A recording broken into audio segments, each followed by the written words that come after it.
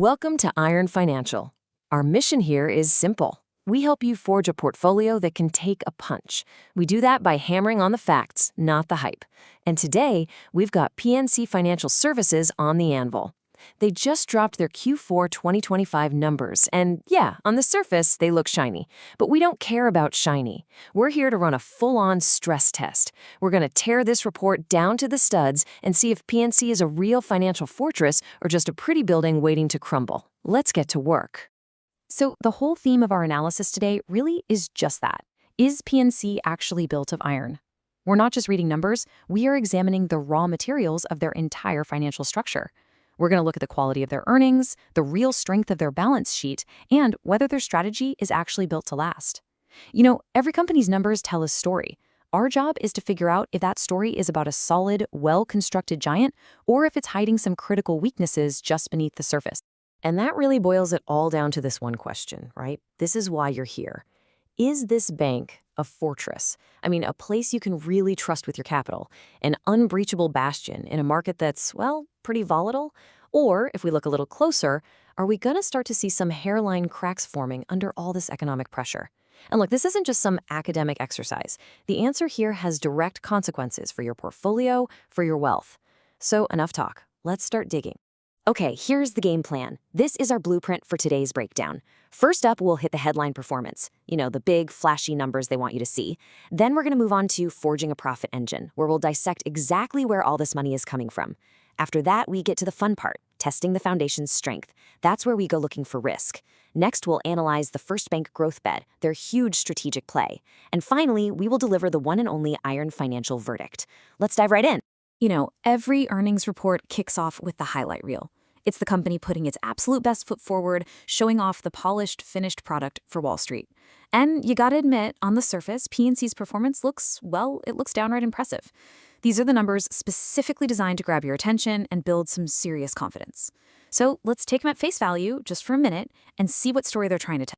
First up, earnings per share, $16.59. Now, the number itself is fine, but that is not the story. The real story is the growth behind it, a massive 21% increase year over year. Come on, in large cap banking, that's not just a small step. That is a statement. It's a powerful signal of raw profitability that definitely gets the market to sit up and pay attention. And here it is. This is the engine that's driving that big EPS number, a record $7 billion in net income. Just let that sink in for a second. $7 billion. This isn't just a good quarter, folks. This is a historically successful year for them. This number shows you the sheer power of their operation. It's a machine that is just printing massive amounts of cash.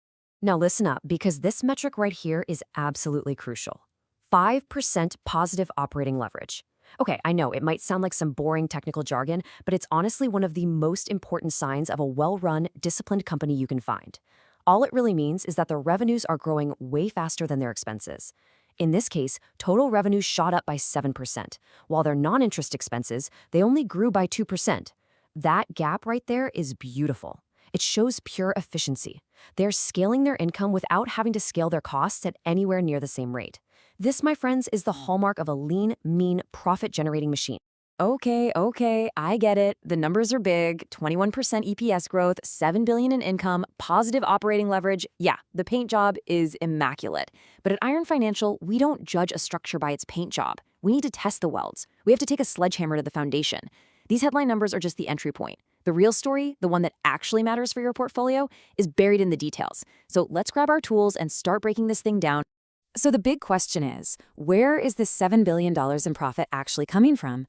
You know, a strong company isn't built on a single pillar. It needs a diversified, powerful engine to keep it running.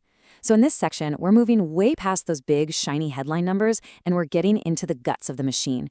We're going to examine all the different components of PNC's revenue streams to understand exactly how this profit engine is forged, and more importantly, where its real power lies.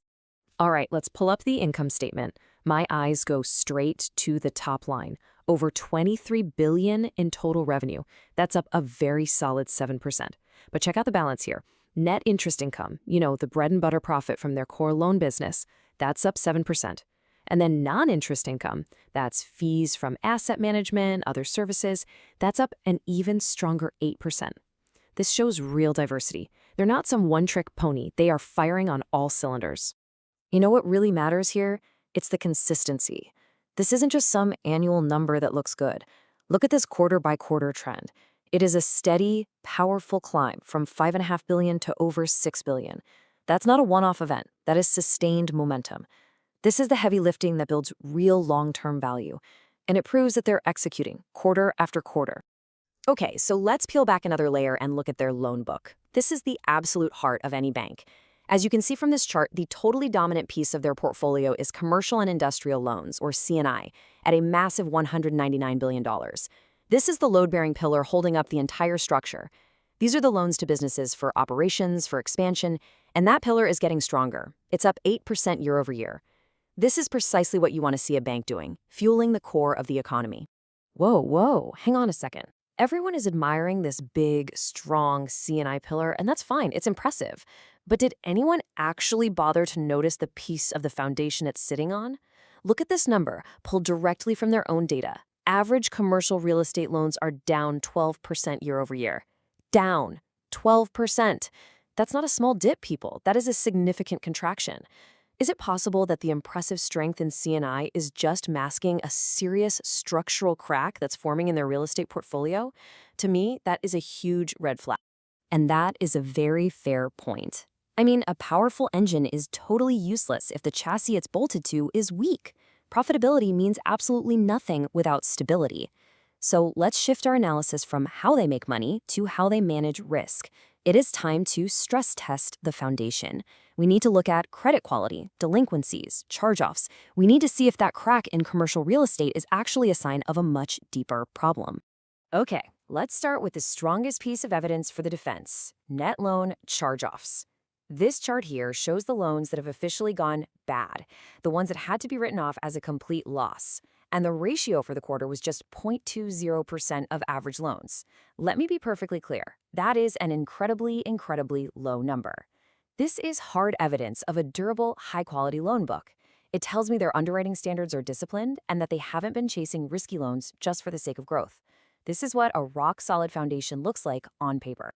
I see the low charge-offs, and that's great for what's in the rearview mirror. But my job is to look at what's coming through the windshield. So let's look at the delinquencies chart, right from the very same slide. This is the leading indicator. These are the loans that are late, but they haven't been written off yet.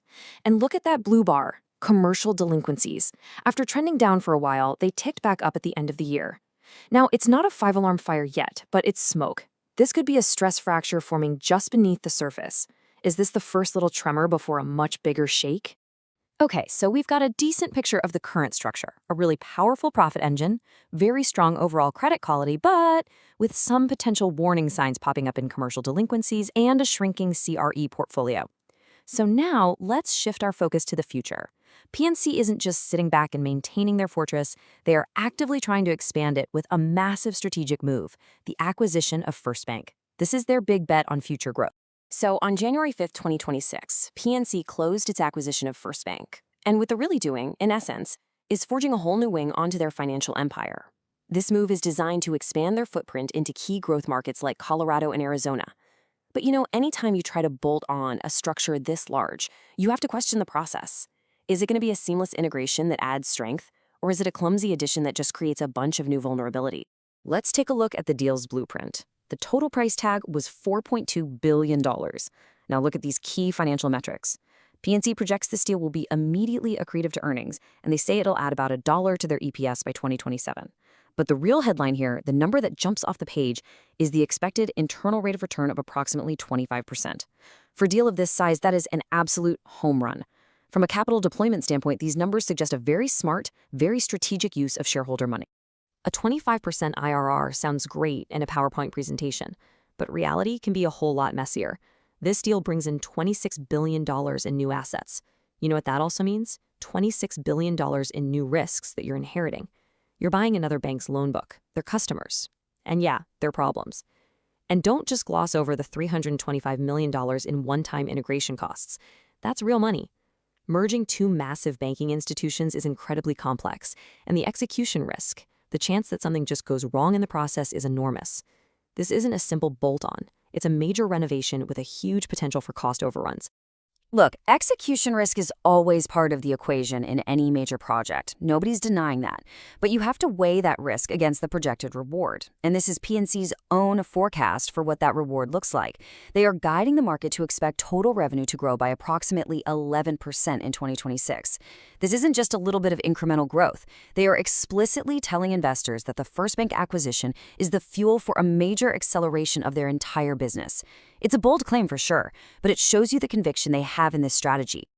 All right, we have examined the headline performance, we've taken apart the profit engine piece by piece, we've stress tested the foundation, and we've analyzed the blueprints for their biggest expansion project in years. We've seen the strengths, and we've hammered on the potential weaknesses. Now, it is time to weigh all the evidence and deliver the iron financial verdict. So what's the verdict for an investor? For my money, this is a compelling opportunity. You're looking at record revenue, incredible discipline with operating leverage, and credit quality that is just rock solid. They're making a smart acquisition to fuel growth. The foundation is strong. Strong? I don't know, it looks more like a well-laid trap to me. You can't just ignore a 12% contraction in commercial real estate. You can't just brush aside rising delinquencies like they're nothing. Those are manageable headwinds. Their 0.20% charge-off ratio proves they can manage risk within their own book. Their own book, yes. See, that's the whole point. But that's a huge assumption. You're betting the FirstBank portfolio is just as clean, and you're betting the integration will be flawless. That's a dangerous bet to make when your own dashboard is already flashing yellow. So here's the final verdict from Iron Financial. PNC has, without a doubt, forged a powerful and highly profitable machine. The numbers from 2025 are a clear testament to their operational strength and their disciplined management. There is a solid iron core here. But even the strongest structures have to be watched closely when they're under pressure. The potential trap lies in those stress points that we've identified. The weakness in commercial real estate and that uptick in commercial delinquencies. Those are gauges you absolutely must watch. And the FirstBank acquisition? It's a high-stakes, high-reward bet. Its success or its failure is going to have a massive impact on the company's trajectory. So the verdict isn't a simple thumbs up or a thumbs down. It's a clear directive. You have to recognize the strength of the existing operation while staying extremely vigilant about the new risks they are taking on. Which leaves us with the final question you need to ask yourself. PNC has forged a powerful machine, but can it withstand the pressure of a slowing economy and a risky acquisition? That is the multi-billion-dollar question you need to answer for your own portfolio. I am not a financial advisor. This is for educational and entertainment purposes. Do your own research.